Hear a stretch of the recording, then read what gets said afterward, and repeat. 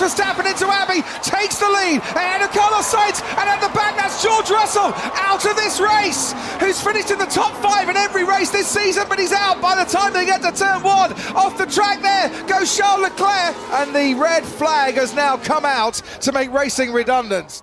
What's up, everyone? It is Ricci here, bringing you another episode of the F1 Podcast, Season 2, Episode 13. And we are filming this hours after the 2022 British Grand Prix, where, wow, I think this is definitely was the race of the season. Whether if it was crashes, some crazy overtaking, some crazy racing, Carlos Sainz securing his first ever win in Formula One. And just overall, just a crazy weekend at Silverstone. But before we get started, make sure to hit that subscribe button on YouTube. And we're also on Apple Podcast. We're on Spotify.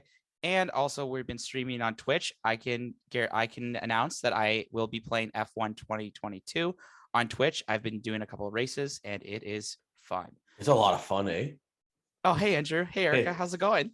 Hey, we're here. I bought that game too, and I've played it excessively. Gosh, it's so much more fun than last year's game. The fact that you can race with supercars as well. Yeah. Oh, that's cool. You can achieve. It's actually pretty wicked. Even on the I played on the Xbox Series X and I played on the Xbox X, and it still looks like a beautiful game, even though that it was like I was playing on the old gen this weekend. Also, just want to say Happy Canada Day weekend for our followers in Canada, and also for those that are celebrating 4th of July tomorrow in the States. Happy 4th of July. Also, Andrew, you were quite popular in the United States this weekend. You got a shout out. Yeah, so I was at due to COVID, I haven't been able to see really close family over in the States for the past 2.5 years, right? And we finally got our act together as a family. Had a great family reunion on the weekend. Amazing. Saw a friend of the show, Graham, and we talked about racing, and he wanted to get a picture with the F1 pod. So Aww. I represented us there for us, and it was a really fun experience. And I got to watch it with him and his family, my family today as well. The race, and it was nice being able just to see everybody. And man, what a race to have today, to be our first one to watch together as a family. It was incredible, especially out of all the races so far this season. We saw literally everything, and I think if we want to just get right into it, so qualifying on Saturday, wasn't it? Yeah. I think I have to be the one to say it, and we're just gonna jump into this. Latifi in Q3. Let's go! Oh, Canada, indeed. What? I know. He goes like, "Oh, I'm not been out of Q1. Well, screw you guys. I'm going out of Q1 and Q2 this week." Oh, okay. We just take it that my driver partner gets all the upgrades, and I get shafted with nothing, and I still make it to Q3. What a legend. I absolutely love that. I mean, it was, I think, a little unpredictable because a lot of people didn't have data of what the track was going to be like in the wet. But to be able to pull that car, not just out of Q1 after what we've seen this year, but into Q3. I mean, granted, he was pretty far off the pace for everyone else in Q3, but just the fact that you're there. Isn't that, it kind of reminded me of Mick last year, who absolutely shunted it at the end of Q2 and made it into Q3. But it was like, hey, you know what? You're there. Did you see his Q3 time that he set? It was laughable. It was over 2 minutes. 2 minutes and 3 seconds, while Guanyu Zhou had 1:42. Oh my Unreal. gosh. Well, he actually, was 22 seconds behind the pace. Well, actually, I think what happened is he qualified for Q3, but then I think the team decided they're like, you're not going anywhere else. Let's just accept here. So. But big shout out to our boys from the here in Canada. Well, actually, just one.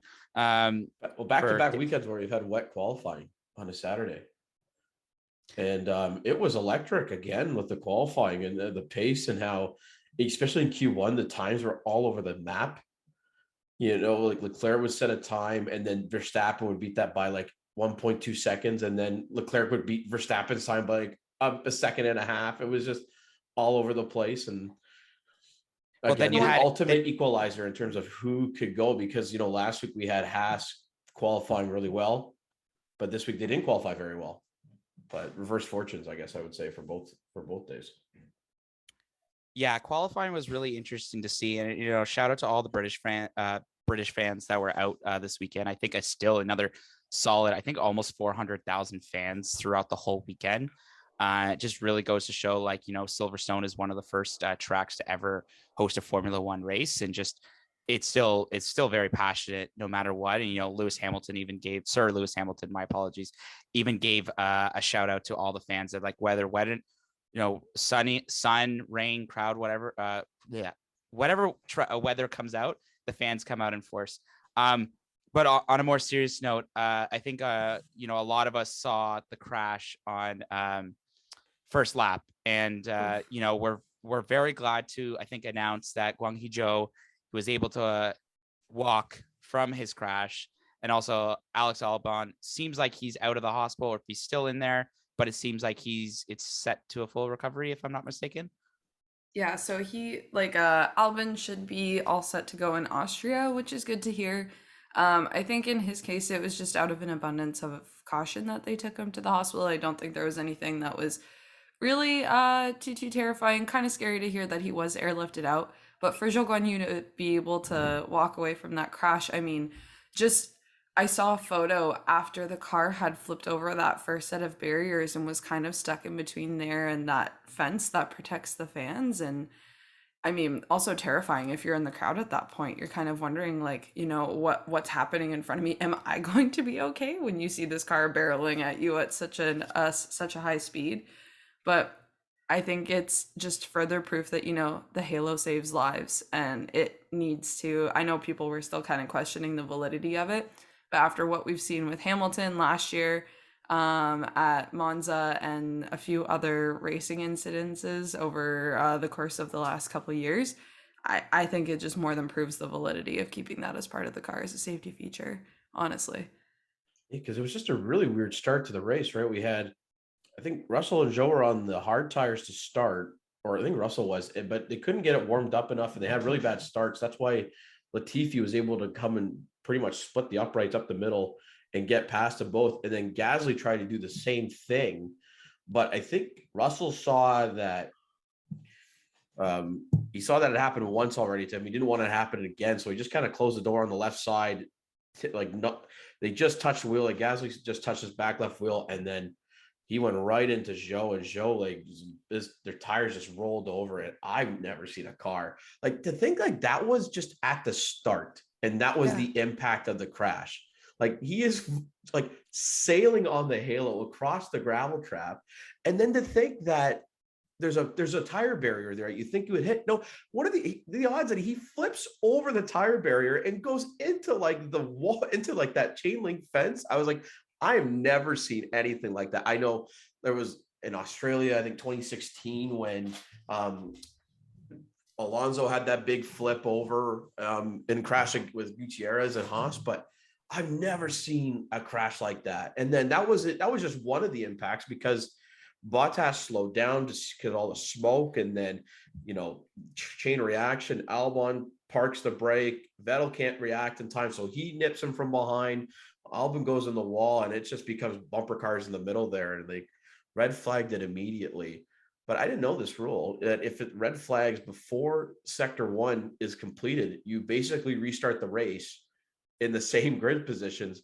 So, with Max overtaking Carlos at the start, it basically didn't count. They had to restart it as if it was the start of the race again, because they didn't make the red flag was waved right before the sector 1 was completed. Yeah, and that's interesting that you mentioned that, because I didn't know that rule, and I was still kind of shell shocked when I saw, because I was watching it on TSN on TV, and I remember just kind of focusing on the first four drivers, and then all of a sudden I saw Guanyu Zhou's, like, I saw an Alfa Romeo just go, like, obviously we don't have video, but literally just go like this across the track, and it was crazy. It kind of reminded me of, do you guys remember, was it Canada 2007 with Robert Kubica, if I'm pronouncing his last name correctly, when he had that major crash where he was just flying all over the place? I think, honestly, Erica, I think that was towards where the hairpin was, where we were sitting, the Lance Stroll section. But yeah, it gave me kind of goosebumps. But I know also, I don't know if you guys saw this, but Mercedes was arguing that George Russell, even though he left the car to go check on Zhou, they still trying to argue that he could still race. But I think normally when you leave a car, I don't think that you can get back in it to race it. But on a good on him. He wanted to go check up on get on Zhou, and Callum Ala said something similar when he crashed. George ran to check up on him, but we're very lucky that Zhou was able to walk away from that. I guess what happened with Russell is that once his car went onto the flatbed, it's technically getting outside assistance, and once you get that outside assistance, you're effectively DNF'd from the race. Mm-hmm. Because you could see like Ocon with like the broken suspension try to wheel himself back into his pit lane, which he was able to do, which then allowed them to refix the car on the grid or in the pit lane, and then that's how he was able to connect back into the race. But unfortunately for George, being a good Samaritan didn't pay off, which is really sad to see, because there goes his streak of top 5 finishes completely washed due to a first-second incident, pretty much. Yeah, no, it totally sucks. And I think as we kind of talk about it, this weekend alone, we had so many drivers. I think 1, 2, 3, 4, 5, 6 drivers. And I can't remember the last race where we had this many drivers go out in particularly. And also we saw a couple of issues with drivers fighting each other, or collisions or almost collisions happening. Yuki and Pierre Gasly, we had some team banter. I mean, we'll get into Charles and Carlos. I'm not trying to escape that conversation. But we were able to see some great driving nevertheless. And, we applause to Mick Schumacher to score his first ever points in F1. I think it's something that he definitely needed this weekend. And also we saw Haas double points. They were struggling the last couple of weeks. So it was good to see that happen. And, Carlos Sainz, he's the newest driver to ever to win a F1 race. It got pretty close there at the end. I won't lie. When Ocon's car went out, I did get some scares. But, if you're on the softs, I don't think you're really defending. I think you're going for the win. Sorry, Bonanno. Good luck trying to explain that in the post-team race.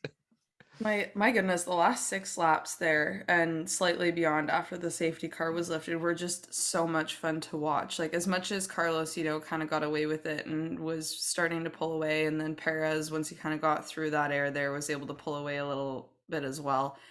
Just to see how close everyone was, to see Hamilton there, to see not all that far behind. We have Alonso putting the pressure on, and then Norris is kind of catching up and putting the pressure on, and then Charles is still trying to be competitive in there, hoping to keep what he can. But when you're on a set of older hard tires that cool down on a safety car, I'm sorry, but I don't think you're going to be exactly keeping pace or setting the pace with everyone else at that point. So yet another great drive from Charles ruined by the Ferrari strategy.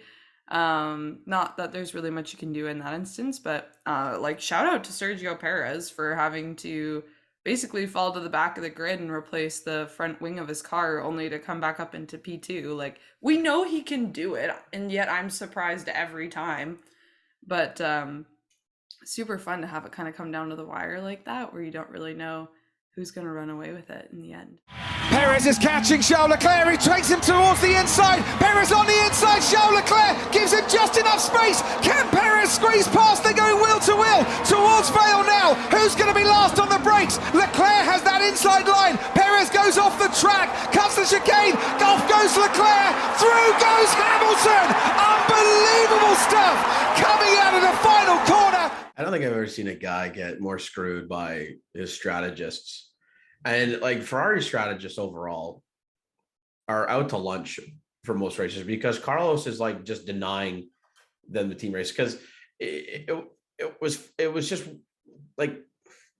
it's frustrating to watch in the sense that when you get into a position where Max's car obviously falters, right? He hit some debris, really hurt his performance, right? And he's back down in 8th, 7th, 7th to 9th position, right?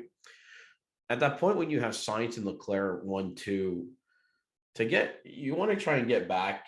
I know I'm a big proponent of let them race, but when you're at a position when you're 80 points behind in the constructors and your top driver is like 40 some odd points down from the world championship, right? You want to maximize as much as points as you can when the top guy falters. So the fact that they didn't switch, the fact that they didn't have Leclerc and Sainz switch, but instead asked Sainz to speed up was just odd.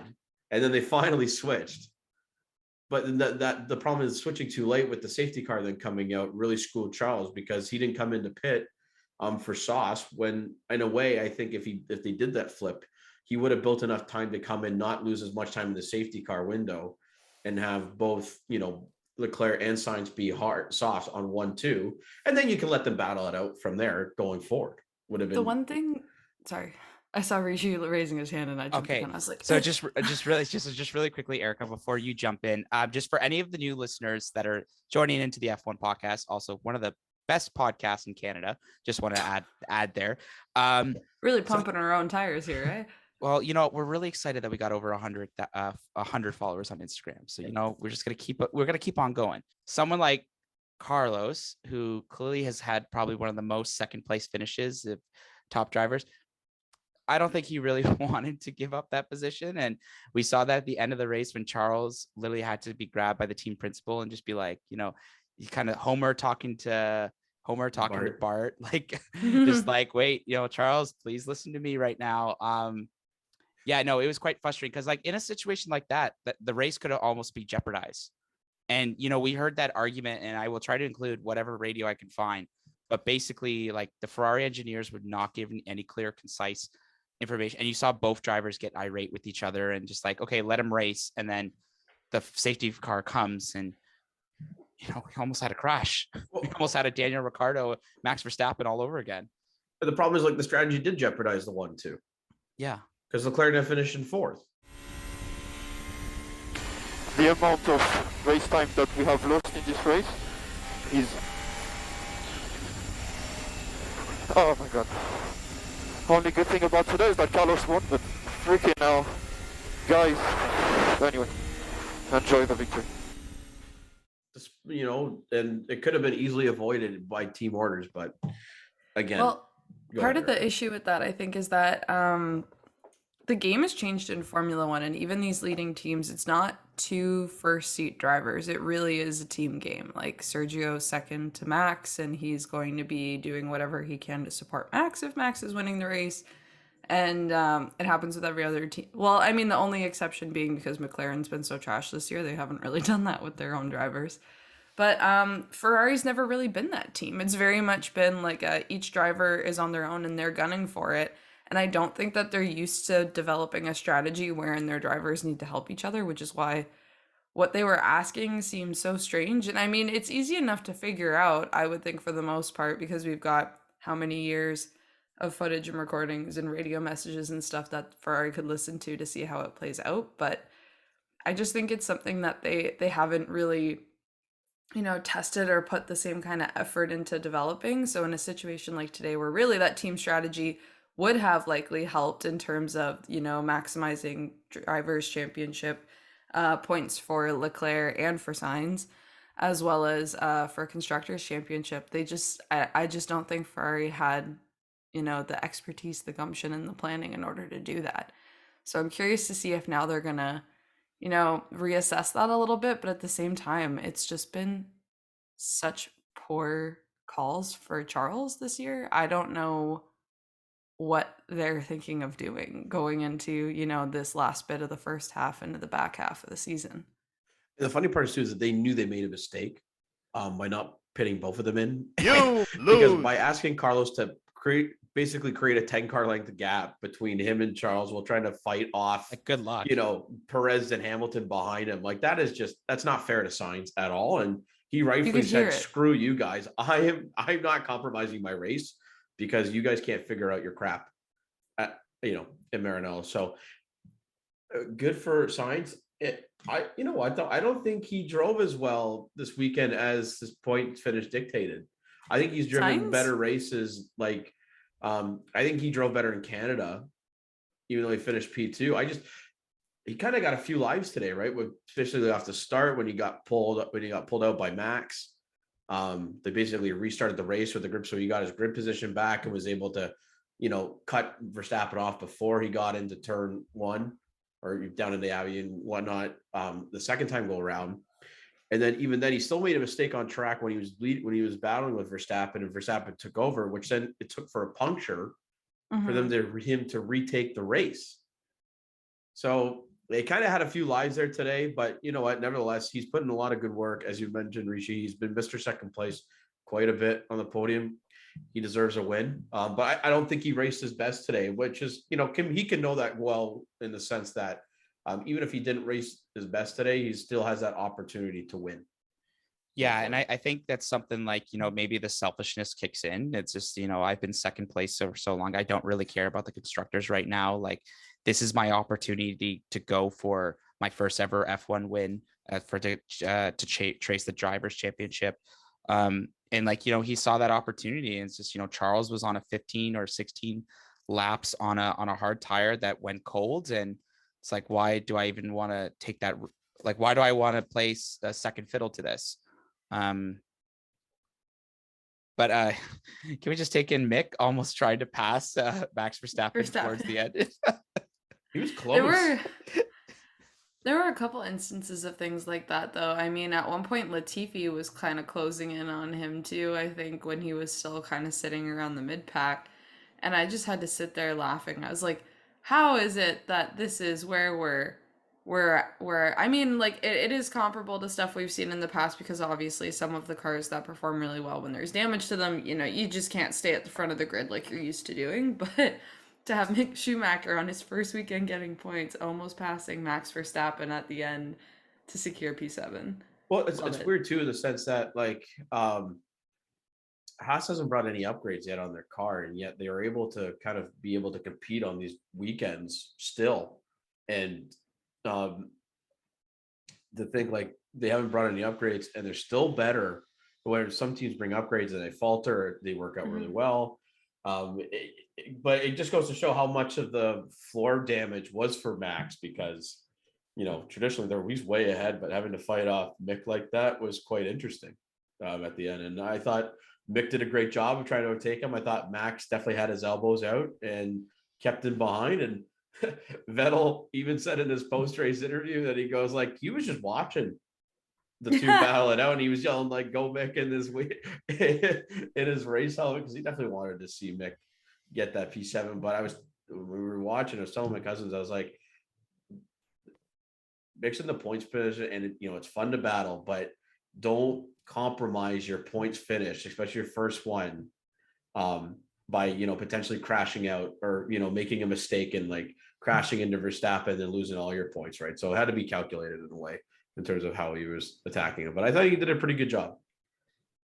I don't know if anyone saw, I haven't taken a chance to look, but I'm sure Gunther had some choice catchphrases in some post-race interviews there about how he feels to be doubling up in the points this week for the first time. So he was speaking German in the team radio afterwards, I saw on Twitter, but I haven't been able to dissect it.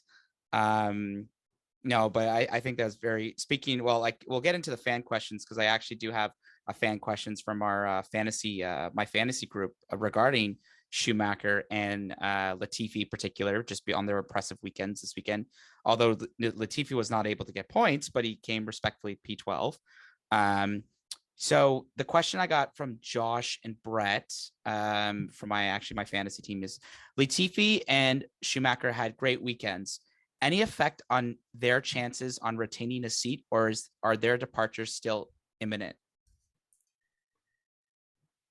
So I'll start here. I think even though they were good weekends, and especially I think Mick needed to, even Mick said that in the end of his interview. It's like, I can stop hearing from reporters saying that, like, when are you going to score your first points, which was great. And then, but I think they still need to. It's not just a one race thing, because obviously we did have 6 drivers go out today, and they still need to be kind of competitive throughout the rest of the season. And especially if Williams wants to get out of that bottom basement, they're going to have to need both drivers to be competitive. And yes, Haas is doing much better this year than respectfully last year, but as I said, this is a team sport, and you need to be much better in the keep going higher up in the constructors if you want to get more money or more time away in the factory spending on reforming those cars. So, I definitely do think that there is some momentum to go into next week, and then hopefully it doesn't die when it comes. That momentum doesn't die when it hits the summer. I was about to say Christmas, the summer break.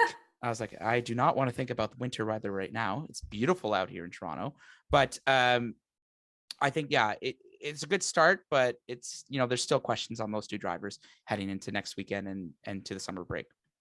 Yeah, I personally think that of the two, Schumacher is most likely safer in his seat. One with the performance of Haas, two the legacy, and I think is he still part of the Ferrari Driver Academy? So I mean, he's got that going for him too. I don't think they really kind of want to throw away that investment by kicking him out at this point in time. The one thing I'll say though for Latifi, like I don't like if you compare his performance to Albon, like yeah, Albon has scored points twice, but he's had to retire twice. Latifi's only had to retire once. And he's been like a little bit more consistent across the board. Like even though he's not really getting into the points, he put on a good show this weekend. We know that there is possibility for it to happen because it happened last year. I think the issue is that he's just not having enough of those standout performances. Like everyone's kind of putting Albon on that pedestal after Australia, I think, but like he's not the worst driver out there. He's just, I think, too consistent in where he is and to be in like kind of top 75% around like P16, P15 that people are just like, oh, he sucks because he's always down there because he doesn't have one weekend where he shoots up to be like P8 or something like that, like some of our other drivers will have. So I don't think he's safe in his seat for sure. I think he's still very much on the chopping block. But if he has another week or two like he did this week, or if he's able to kind of push that car, get an upgrade package like Albon had, and maybe get a little bit further ahead in the grid, I don't know. It depends on if Williams is really excited about the talent that's in F2 and can reach a deal with an outstanding driver there more than anything, I think.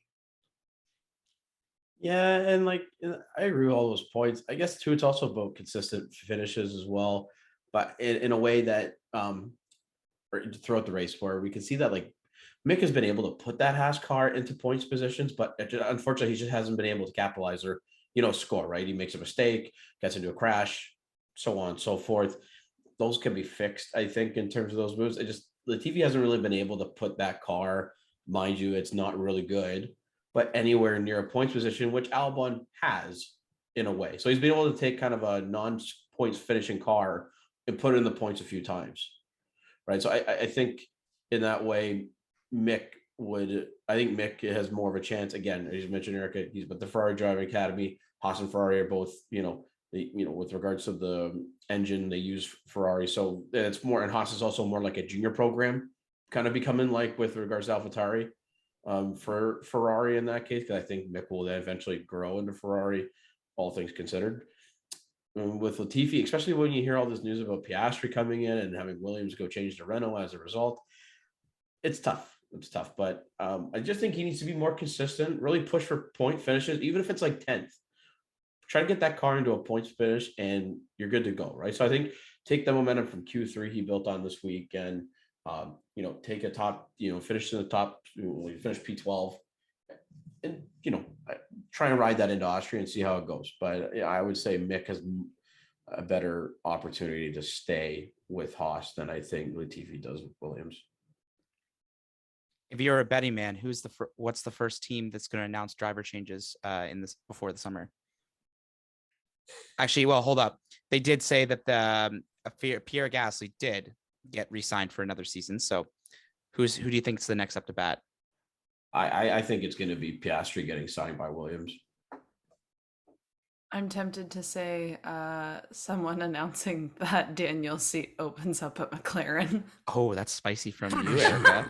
I know it's spicy for me. It's actually very funny. So a lot of my friends in our one fantasy league all had like Lando turboed today, but I still have too much trust issues to put McLaren anywhere in my lineup in any of the fantasy teams I do. But I mean, if you think about it, we've got Ricciardo sitting at 14th in the overall standings for the championship. Lando is like in 7th now. The cars come around and it's To me, it's the second. We're at a point where it feels like last year, where you've got this one driver who is competitive in the car, you've got some other driver who isn't, but he doesn't have the excuse of being new to the team anymore and trying to learn a new vehicle. And I know that, he's got stuff in his contract to go for longer, but McLaren's been vocal about the fact that there is, kind of a kill switch in there, and there's ways to get out of it. So, like, I love Daniel Ricciardo. I think he's fantastic for the sport, especially in terms of, kind of popularizing it a little more. But in my mind, I truly think, especially knowing like his reputation and what he's been capable of doing in the past and seeing where he's at now at McLaren, he's probably one of the drivers most at risk of being on the chopping block. I did some math, and Lando has scored 79.45% of McLaren's team points this season. Yeah. And it's like, Erica, it's also like the fact too that on the Aston Martin side, it's watching the dynamic between Vettel and Stroll. Like, Vettel has scored 83% of their team points, and I know there's not a lot, but he took a car that couldn't get out of Q1 yesterday and was able to put it into the points finish. I know 6 cars, you survive the attrition in that case, but still put him in a points finish for P9, and Stroll was P11, but it would have been nice to see both get into the points finish in that case. But yeah, it's almost like kind of like there's also been like there'd be kind of questions of whether or not Stroll should be back on that team next year. I know that his dad owns it, but I don't think it should be a case it's hurting team performance at this point. He's looking quite defeated. Like, I saw his post-game interview today, and he just looked like, he looked like he lost passion to driving. Yeah.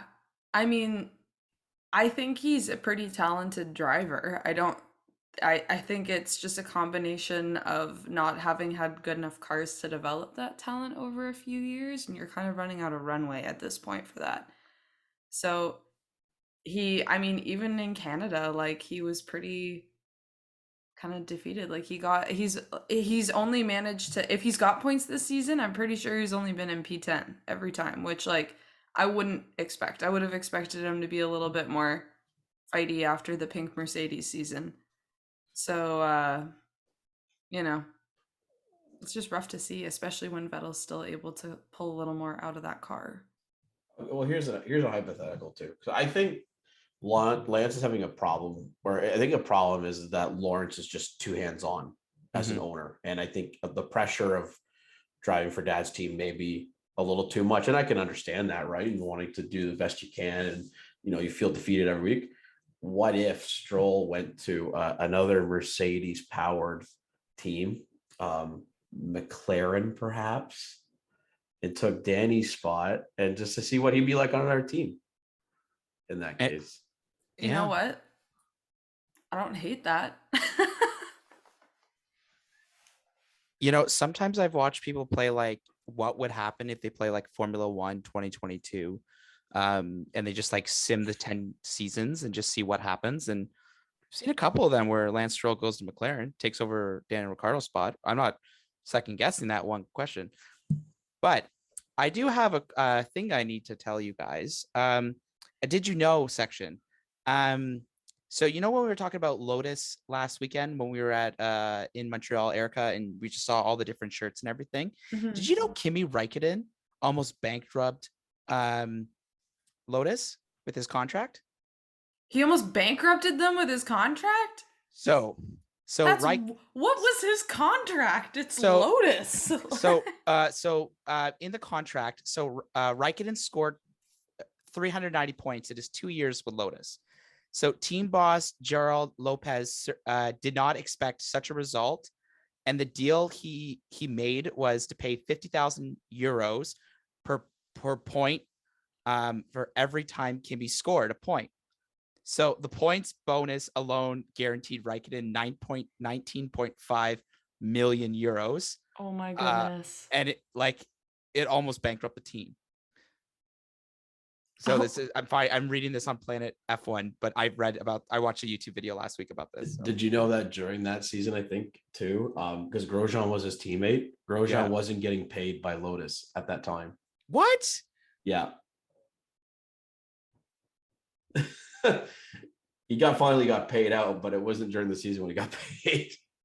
Oh my goodness. Yeah. This is no wonder they're not a team anymore. This sounds like a horrific kind of setup there. It's like But also proof that Kimi Räikkönen, a true winner. We miss you, Kimi. Yeah, we do actually. I wonder what it is. Do you think he's on a yacht? Do you think he's on a yacht in Monaco right now? No, I think he's building a dirt bike track in his backyard. I don't know why. That seems like very more Kimi Räikkönen to me, just to be like, I still want to race, but I don't want anyone to see it. So Weren't the rumblings that he was going to be joining NASCAR again? yeah, they were talking about that a little while ago. That would be interesting to see. I mean, it's such a switch, honestly, from Formula One. we've seen a lot of former F1 drivers do end up making this, whether if it's the Le Mans or Formula E or I can't think of many NASCAR drivers, the Andretti maybe, but Didn't Montoya? yeah, Montoya, I think isn't he doing the Indy stuff, which is actually in Toronto next weekend? Is it next weekend or in 2 weeks? Next weekend, 2 weeks. 2 weeks, yeah. Exciting stuff. Yes, well, we're not going, unfortunately. Sorry, everyone. But I might be. okay, actually, if you want to finance us to go in our own backyard, we would literally our own backyard. We live right beside where the race is happening. So, I mean, it's not too early. Anyways, okay, so back to the subject at hand from British Grand Prix. Is there anything else that stood out from this weekend that we kind of want to highlight? Because those were the only questions I got. Thank you, Tyler, and thank you, Brett and Josh, for your questions this week. And actually, shout out to Josh, very good F1 driver online. He overpassed me multiple times. But anyways, Andrew, you have something in your head, it looks like. I just want to say, I thought those, again, I think we have to emphasize that final 6 laps with the fight between second and fourth, or even second through sixth, was some of the best racing we've watched all year. And it really goes to show the moniker that F1 was trying to push this year in terms of having that closer racing. Because, man, that was electric watching Hamilton go from P4 to P2, then back to P4 for fighting. And it was just when they're fighting with the 3 of them, and then having like Alonso and Norris, waltz up to the party effectively and like join the fight for second place. It was so much fun to watch. I know we can't recreate that every weekend, but it's just, it just made it such a memorable Grand Prix on top of everything that happened with regards to the accident. Yeah, I don't think really anything stood out other than those last 6 weeks. Literally, if we could summarize the season, I mean, that racing alone is probably, I think, has stood out, probably the best race so far this season. Also, Ferrari finally ending Red Bull's 6 straight wins, leading. I mean, it's going to be a tough weekend in Austria, but we don't have time to go into to talk about Austria. But I think that was good. I mean, there are still some questions. What will Ferrari need to figure out before next weekend? But I think I think this was a good recap of a crazy race today. Tom Cruise hanging out in the Mercedes pit. Tom Cruise Guy's walking around like he owns the place. My goodness. Or my favorite, is it who's the actor in Matrix? Keanu Reeves. He was hanging out with Aston Martin, and then when they had a bad qualifying, he ends up in the Ferrari pit. I don't know if you guys saw that. F1 troll is like switch teams mid qualified, but and then I saw Gordon Ramsay hanging out with in Red Bull's garage. Shout out. I aspire to be of enough importance one day that a team is like, hey, come hang out in our garage. And I'm like, let's do it. Well, listen, this is, Erica, you make such a great point. And this is why this podcast needs sponsors in order us to enjoy. Well, number one, get Andrew to Montreal, because that will have to be for next year. But like, that's how we can get to enjoy these nice things, is to our amazing sponsors, which we do not have right now, but we're still trying. We will try every week. But I think that's it for, I think, this week's episode. I think we did cover a lot, and Andrew and Erica, I appreciate you on this lovely Sunday evening in beautiful Canada, Toronto particularly. And I guess we'll see you guys next week. or we'll figure out when the next week's episode is. But Austria Grand Prix, it'll be fun. You know, as I said, Ricci here. Make sure to hit that subscribe button on all of our channels. We really appreciate it. And Andrew, I think you should send us off. Ladies and gentlemen, thank you so much for listening today on season 2, episode 13. Again, as Ricci mentioned, please subscribe to X Ricci on YouTube for our good F1 content from the pod and from gaming. Follow him on Twitch, as well as follow us on Apple Podcasts and Spotify. Yes, we will be back next week with a review of the Austrian Grand Prix, where if I'm a betting man, I'd be putting money on Max Verstappen because that guy owns the Red Bull ring. Talk to you soon.